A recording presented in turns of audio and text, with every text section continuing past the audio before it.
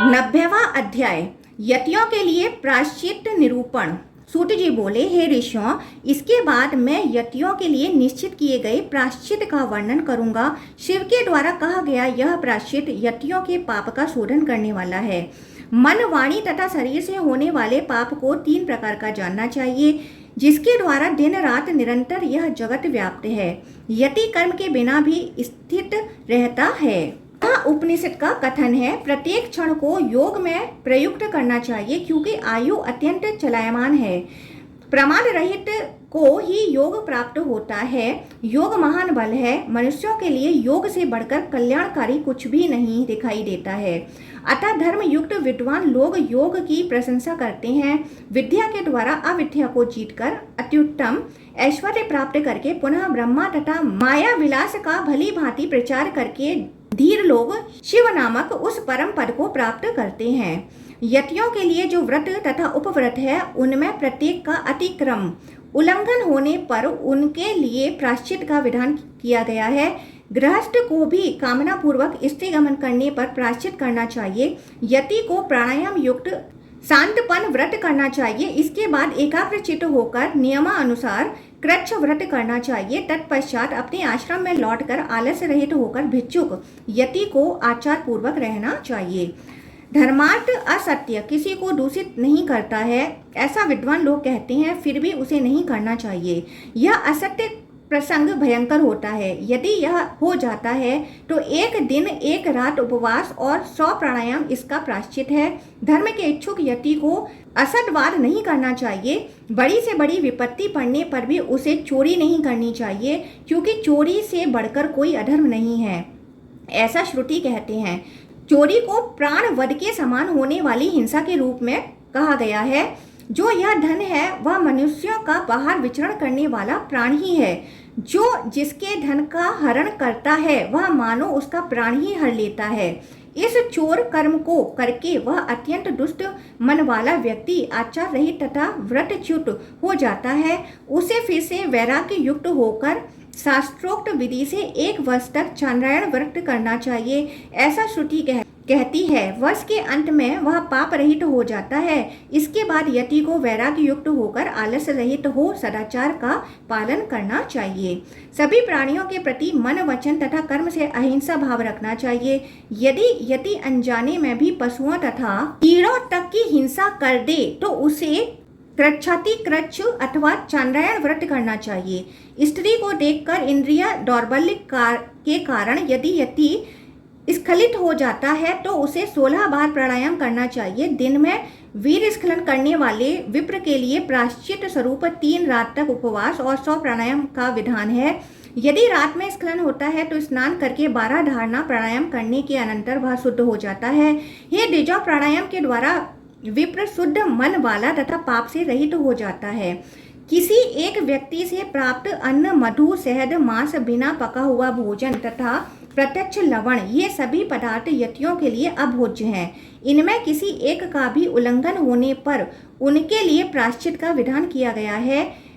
कृच्छ प्राजापत्य व्रत के द्वारा उस पाप से यति छूट जाता है। मन, वाणी तथा शरीर से जो कोई भी अन्य व्यतिक्रम हो जाए तो उनके प्रायश्चित के लिए सत्पुरुषों के साथ निर्णय करके वह जो बताएं उसे करना चाहिए। जो शुद्ध मन से मिट्टी के ढेले तथा सुवर्ण में समान भाव रखता है और सभी प्राणियों में ब्रह्मा का चिंतन करता है, वह स्थिर, शाश्वत तथा अविनाशी परम धाम को प्राप्त करके पुनः जन्म नहीं ग्रहण करता है। इस प्रकार श्रीलिंग महापुराण के अंतर्गत पूर्व भाग में यति प्रायश्चित नामक 90वां अध्याय पूर्ण हुआ। 91वां अध्याय आसन्न मृत्यु सूचक लक्षण एवं योग साधना में प्रणव का महात्म तथा शिवो उपासना निरूपण। सूत जी बोले, हे ऋषियों, इसके बाद मैं अरिष्टों मृत्यु को सूचित करने वाले चिन्हों को बताऊंगा। जिस ज्ञान विशेष से योगी लोग मृत्यु को देखते हैं, आप लोग उन्हें जानिए। जो मनुष्य अरुंधति, ध्रुव, सोम छाया, छाया पुरुष तथा आकाश गंगा मार्ग को नहीं देख पाता है, वह 1 वर्ष से अधिक नहीं जीवित रहता है। जो रश्मि रहित सूर्य को तथा रश्मि युक्त अग्नि को देखता है, वह 11 महीनों से अधिक नहीं जीता है। जो प्रत्यक्ष अथवा स्वप्न में मूत्र पुरीस विष्ठा सुवर्ण अथवा रजत चांदी का वमन करता है वह 10 महीने से अधिक नहीं जीता है।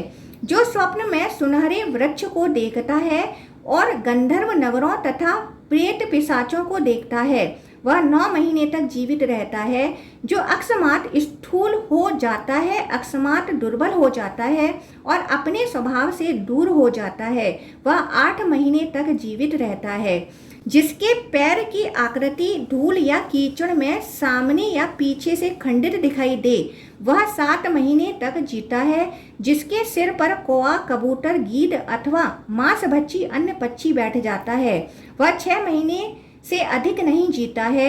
जो कौओं की पंक्तियों के साथ गमन करता है अथवा धूल वृष्टि आंधी के साथ गमन करता है और अपनी छाया को विकृत देखता है वह 4-5 महीने तक जीता है।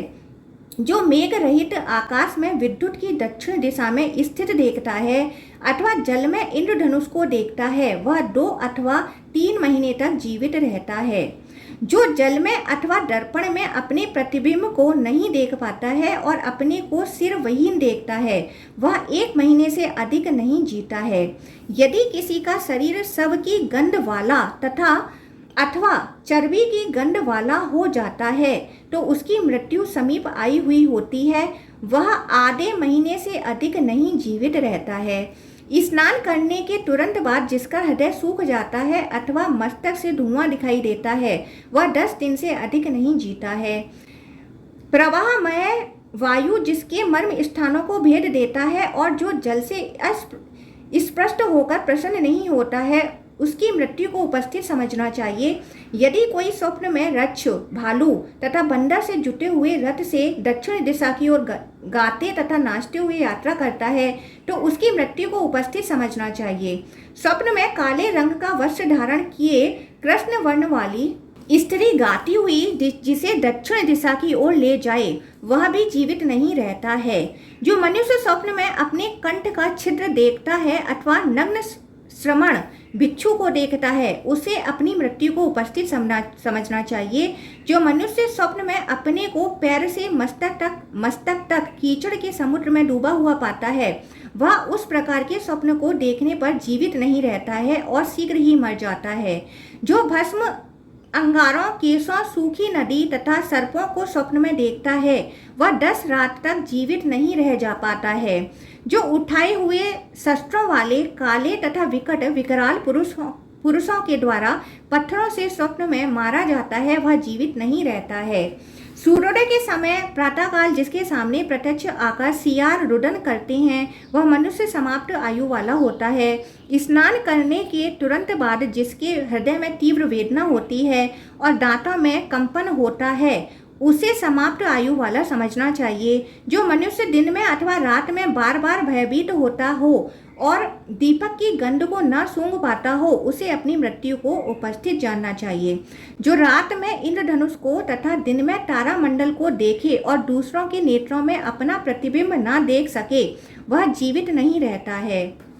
जिसके एक नेत्र से पानी आता हो, दोनों कान अपने स्थान से खिसके हुए हों और जिसकी नाक टेढ़ी हो गई हो उसे समाप्त जीवन वाला समझना चाहिए।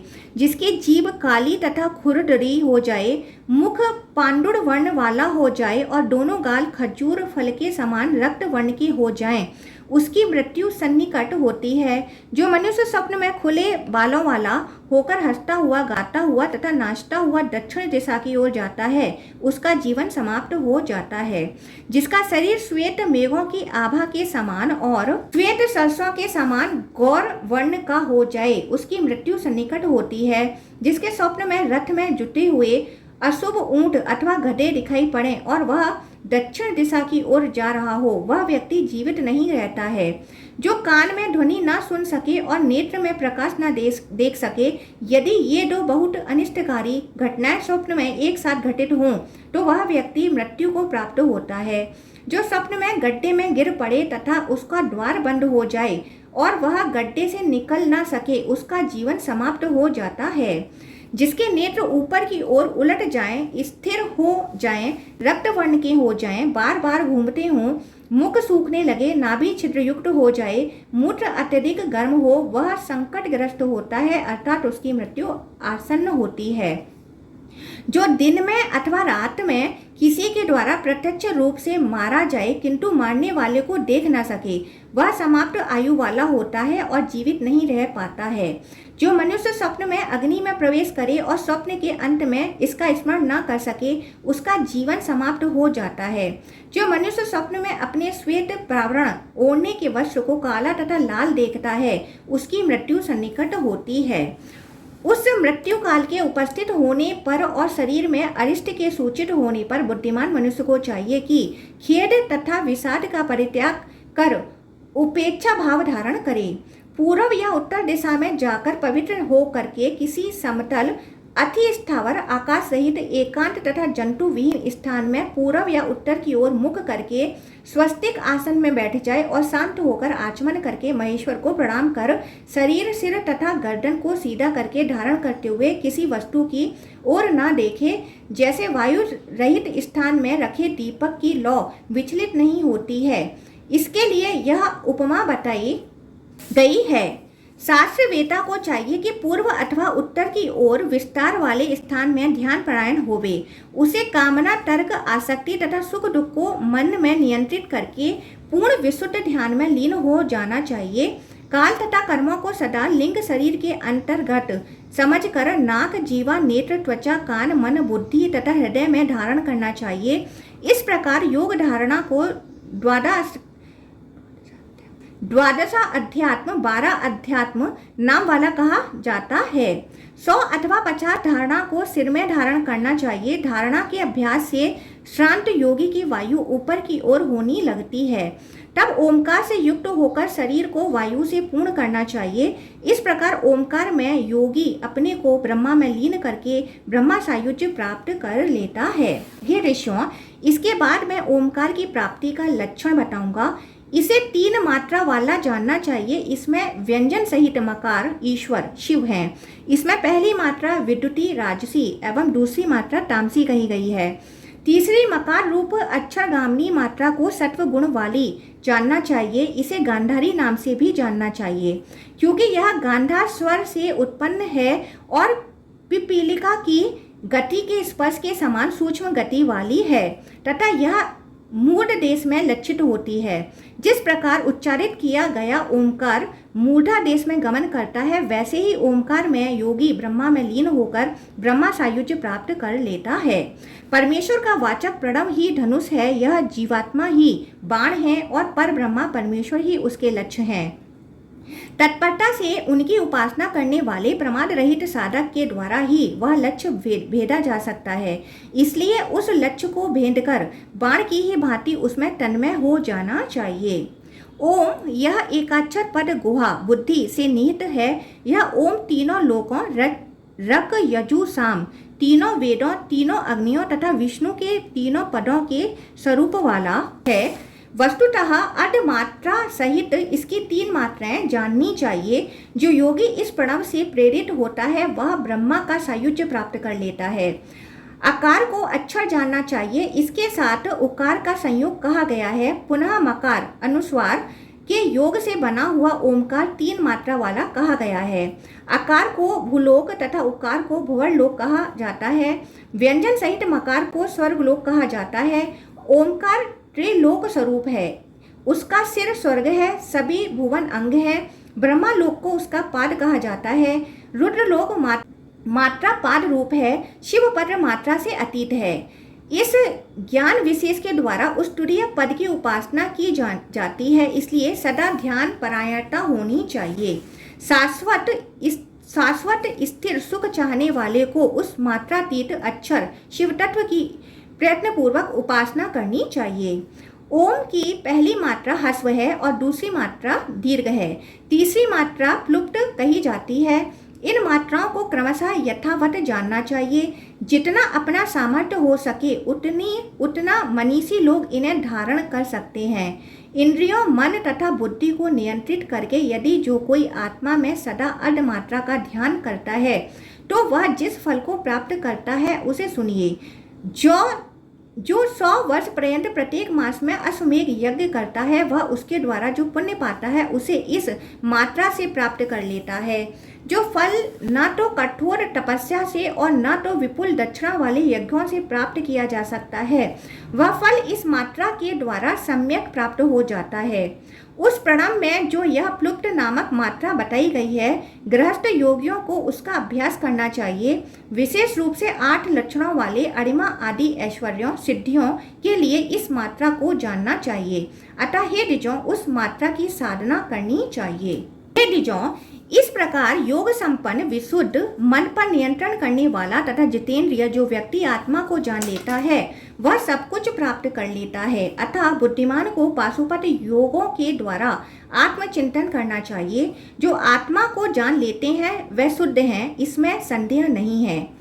आध्यात्म का चिंतन करने वाला ब्राह्मण योग ज्ञान के द्वारा रक यजु साम की ऋचाओं सभी वेदों तथा उपनिषदों का ज्ञान प्राप्त कर लेता है।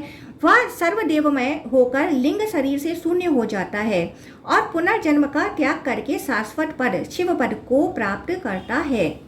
जिस प्रकार पका हुआ फल वायु द्वारा हिलाए जाने पर वृक्ष से गिर पड़ता है, उसी प्रकार भगवान सदाशिव के नमस्कार से पाप नष्ट हो जाता है।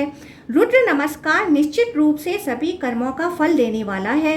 अन्य देवताओं को नमस्कार करने से उनका फल प्राप्त नहीं होता है। अतः मन वचन कर्म इन तीनों से विनम्र होकर योगी को महेश्वर तथा 10 इंद्रियों का विस्तार करने वाले ब्रह्मा की उपासना 10 इंद्रियों से करनी चाहिए। इस प्रकार ध्यान मग्न होकर जो अपने शरीर का त्याग करता है वह तीनों कुलों का उद्धार करके शिव सायुज्य प्राप्त करता है। अथवा योग उपासना में असमर्थ होने पर, कुछ अरिष्ट देखने पर और मृत्यु आसन्न होने पर वाराणसी में अभिमुक्तेश्वर में जाकर शुद्धि प्रायश्चित करनी चाहिए। जिस किसी तरह वहाँ देह त्याग कर देना चाहिए, इससे वह मनुष्य मुक्त हो जाता है। हे विपेंद्रो, जो मनुष्य श्री पर्वत पर अपने शरीर को छोड़ता है वह शिव सायुज्य प्राप्त करता है, इसमें संदेह नहीं करना चाहिए। बुद्धिमान व्यक्ति को प्राणियों को सदा मुक्ति देने वाले उत्तम अभिमुक्त क्षेत्र काशी में विशेष रूप से मरण काल में वास करना चाहिए। इस प्रकार श्रीलिंग महापुराण के अंतर्गत पूर्व भाग में अरिष्ट कथन नामक 91वां अध्याय पूर्ण हुआ।